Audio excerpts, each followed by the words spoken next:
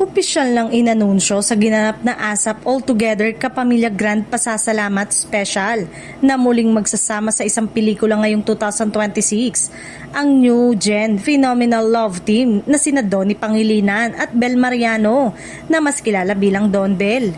Agad namang ikinatuwa ng mga fans ang balitang ito, lalo na ang mga bubblies na matagal nang umaasang muling mapapanood ang kanilang paboritong love team sa big screen. Matatanda ang huling nagtambalang dalawa sa pelikulang An Inconvenient Love noong 2022 na naging isa sa pinakamatagumpay na romantic film ng ABS-CBN sa panahong yon. Kasabay ng kanilang pelikula ay ang kasabay na pagsikat ng Don Bell matapos ang series na He's Into Her, kung saan unang nasilayan ng marami ang natural at epektibong chemistry ni na Donnie at Bell bilang tambalan.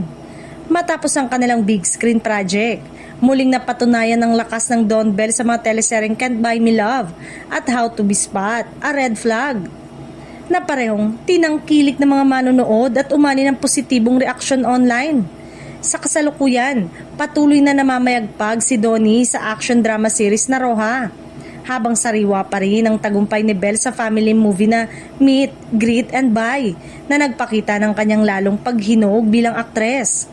Dahil dito, lalong tumitindi ang excitement ng kapamilya at Don Bell fans na sa kanilang huling pagtatambal sa pelikula ngayong 2026. Inaasahang muling magpapakilig at mag-iiwan ng marka sa big screen ng tambalang Donnie at Bel Mariano.